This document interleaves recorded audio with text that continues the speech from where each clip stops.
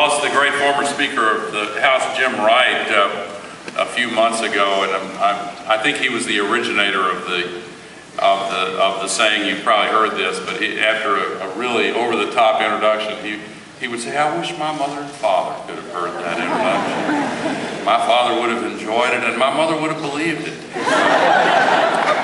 And speaking of mothers and fathers, even though some time has passed, I want to begin these remarks by once again honoring the memory of your dad, Governor.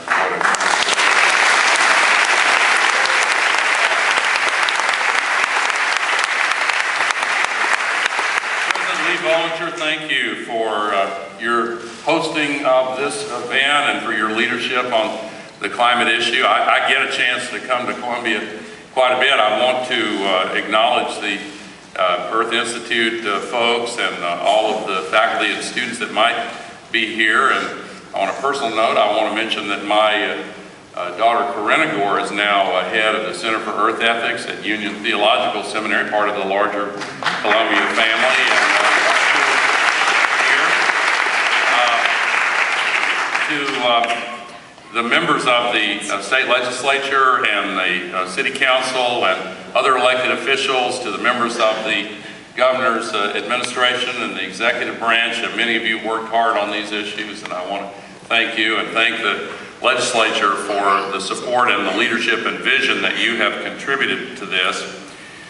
I've been doing this a long time. I was thinking of that when you were talking about some of the good times that we used to have. Whenever we get together, we're backstage. I don't know what it is, but we just end up telling jokes and laughing. And anyway, I was thinking about that and how long I've been at this. I said I've come to New York recently. I was at a restaurant. This is a true story. A woman came walking by in front of my table, just staring at me as she walked by. And I didn't really think anything of it, but out of the corner of my eye, a short time later, I saw the same woman coming from the opposite direction, just staring at me. And I said, "How do you do?" And she stepped forward. She said, "You know, if you dyed your hair black, you'd look just like Al Gore." I said, "Thank you very much." She said, "You sound like him too." Very suspicious. The leadership shown by Governor Cuomo and New York State to make these bold emissions reduction commitments is vital to solving the climate crisis, especially now on the eve of the Paris negotiations, November 30th through December 11th. New York's efforts to reduce emissions and join with others like California, Quebec, and Ontario to accelerate the transition to a clean energy economy sends a very strong signal to world leaders. Local, regional, and state governments are taking climate action now. This is a big deal, and it does represent the kind of vision and leadership, no kidding, that I say no kidding because we're always joking with each other, and every time I look at him I think I have to, when I'm saying something serious, this is really a big deal, and I am genuinely impressed and grateful. And what Governor Cuomo has done with the help of the elected officials in this state is truly extraordinary. You know, yesterday California passed really important climate legislation, and the efforts on the West Coast now with New York State providing this additional burst of incredible leadership in the Northeast, we really do have the prospect of seeing the emergence of a North America market in carbon emissions and the instruments that will accelerate that decarbonization of our economy. I do want to put this in perspective just a little bit, because what the governor has announced today and the start of this process he has announced today should be seen in the context of so many of the steps he has already taken with the state energy plan, with the solar initiative. You know that new solar plan announced in Buffalo this week? Some of you may not realize this. I travel all over the world dealing with this issue. This means, among other things, that the world record for the most efficient solar panel made anywhere in the world, China, Japan, you name it, is going to be made right here in New York.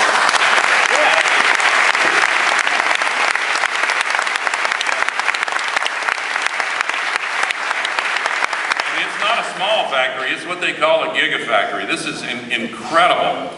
And by the way, green jobs in the United States, the year-over-year increase was 88%. It is the fastest growing category of new employment opportunities of any job category in the U.S. And New York State is now leading the way. So this is really significant to build up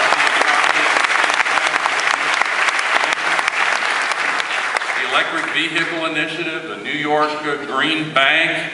It's quite a list. The Clean Power Plan, the plans for more resiliency in New York, and the Reforming Energy Vision. Now, some of these issues, I'm keenly aware, can seem impenetrably complex to so many that just, you know, they know it's in good hands. They don't want to really have to spend a lot of time reading into the details. I want to take this opportunity just to read you something that was published this morning. Kind of a coincidence that it came out this morning, but I read all these climate bloggers and all the trade press and so forth. You know, this is my day job, to fight the climate crisis. So there's a writer who's originally from Tennessee, it's how I first got to know him, named David Roberts. And there are a lot of good writers on the climate. This fellow writes for Vox, and if to the students here particularly, if you want to really immerse yourself in the details of climate policy, David Roberts would be a good person to follow. Here's what he published this morning. The headline is New York's Revolutionary Plan to Remake Its Power Utilities. I'm just going to read you a couple of excerpts from this. He notes that a lot of states are beginning to understand this historic transition from centralized, carbon-dependent electric utilities to the widely distributed, decentralized, renewable energy model, and all that sounds geeky, but it's a real big historic thing. The first electric generating station, of course, was on this island, built by Thomas Edison, back when the direct current couldn't go very far, and then Tesla also in New York came up with a new model of alternating current, and then it spread all over the country. And in 1999, the American Academy of Engineering had a big survey of all the engineers to determine, on the eve of the millennium, what was the single most important engineering achievement of the 20th century. And when they got the answer back, they said the U.S. electricity grid. It really is a remarkable achievement, and we owe a lot to the utility industry and to the coal industry. We got to take care of the miners, because it's not their fault that they've been caught in this transition.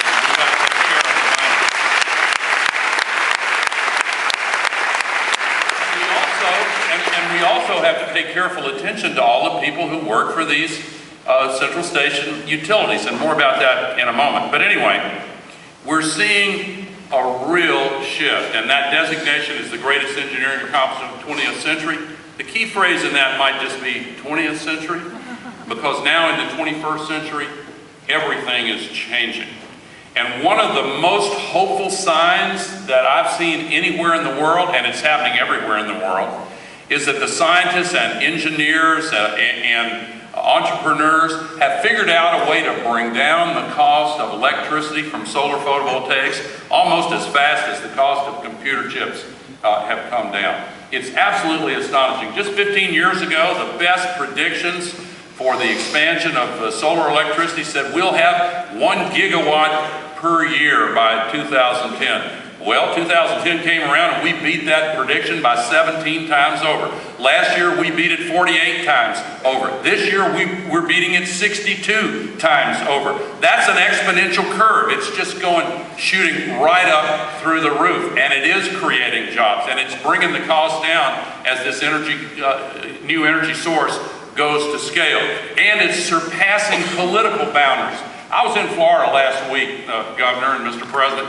I spent 3.5 days training another 1,200 climate activists from 86 countries. And by the way, it coincided with the supermoon, which caused the highest high tide of the year, the king tide. And I won't name any other governor, but I could just picture some unnamed governor sloshing through the seawater in the streets there saying, I don't notice anything, do you know? But anyway, while I was there,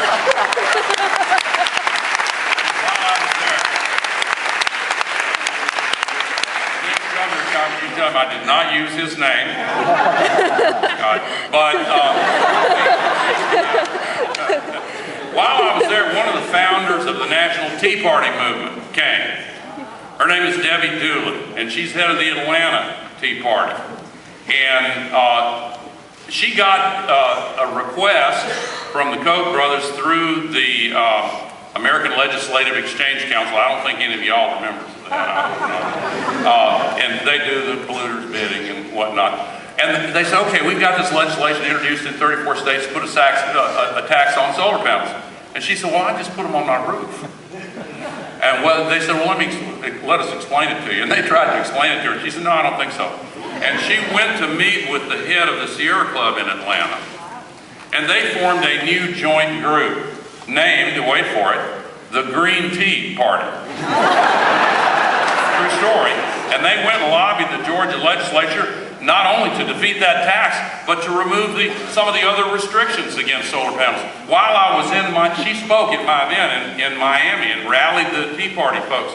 And while I was there, the head of the Christian Coalition based in South Carolina endorsed the solar revolution, said we need to push hard on this, people need solar. Because the cost is coming down. I've only been in the business world for 14 years, but one of the things I've learned is that apparently when you've got a new product or technology, it makes a difference if it's more expensive than or cheaper than the competition. And I didn't understand that, but once it becomes cheaper than the alternative, a lot of things change. It's kind of like the difference between 32 degrees and 33 degrees. More than 1 degree, it's the difference between ice and water, and in markets, it's the difference between markets that are frozen up and markets that are liquid with investment capital flowing.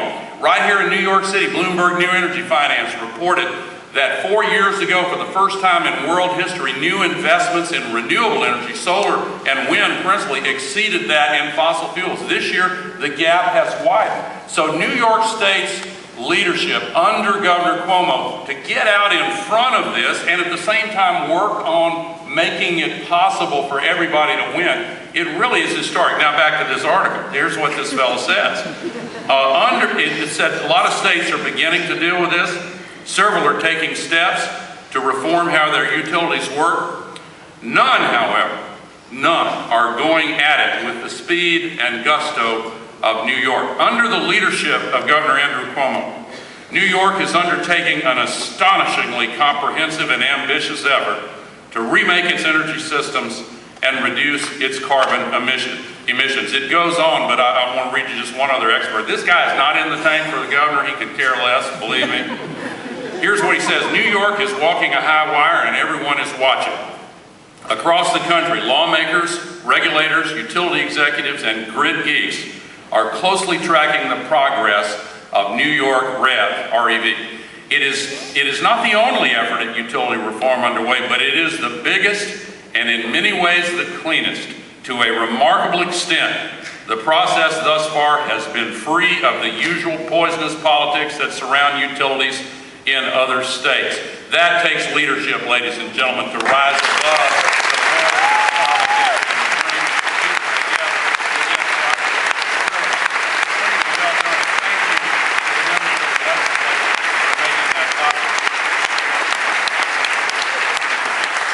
bragged on you, and it's all justified, Governor.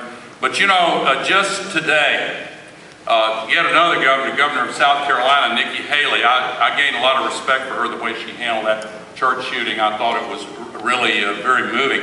But anyway, she just announced this morning that many more thousands of people are being ordered today to evacuate from parts of South Carolina. They got 11 trillion gallons of rainfall in the Carolinas over the last few days. It blew through the once-in-a-thousand-year level, and now they're trying to calculate. And of course, all the statistics are off now. It wasn't that long ago that my hometown of Nashville had a once-in-a-thousand-year rainfall. Earlier this year, Houston, Texas, got more rainfall in 2 days than the entire flow of Niagara Falls for 2.5 days.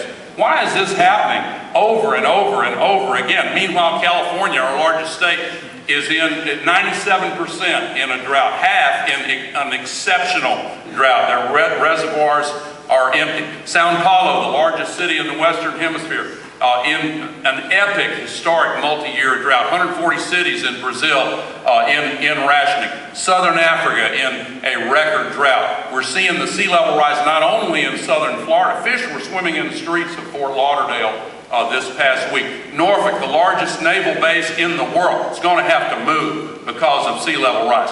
Bangladesh, millions already on the move. We see these refugees. Of course, there are multiple causes, but why is it that the Pentagon warned 2 years ago that we're going to see refugee crises because of climate enhancement? There was a climate-related historic drought in Syria from 2006 to 2010. And in WikiLeaks, they released the internal conversations of the Syrian officials saying, we can't handle this. 60% of the farms destroyed, 80% of the livestock killed, 1.5 million climate refugees driven into the cities, and the officials are saying, what are we going to do? This is going to cause an explosion. And yes, there are other factors, but all of the experts are saying that this is just a taste of what would come if we don't get our arms around this and get busy and solve this. We are putting 110 million tons of global warming pollution into the atmosphere every single day. And it's just a thin shell surrounding the earth, and it's mounting up. We tell the big polluters, you want a free sewage system for your waste? Just spew it into the atmosphere free of charge. It's kind of like a giant sewer. We don't care. The cumulative amount of man-made global warming now traps as much extra heat energy every day as would be released by 400,000 Hiroshima-class atomic bombs exploding every 24 hours. It's a big planet, but that is a lot of energy. Most of it goes into the oceans, and one of the main reasons why Superstorm Sandy was as strong as it was it passed over ocean waters 9 degrees Fahrenheit warmer than normal on its way to New York City and New Jersey. Super Typhoon Haiyan 1 year ago, same thing as it crossed the Pacific toward Tacloban. 4 million refugees. Pope Francis went there right afterwards and talked about the climate crisis, and he made a moving speech at the United Nations. It was wonderful. And we've seen President Obama take leadership, and we've seen Shell withdraw its drilling venture in the Arctic. We are winning this contest. We are winning this struggle. We are going to prevail.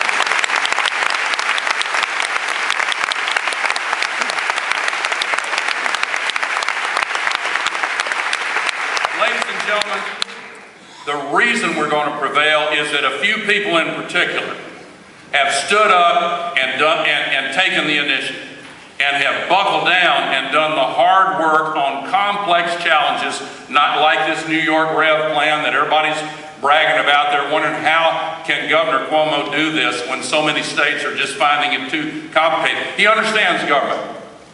He understands how to get things done.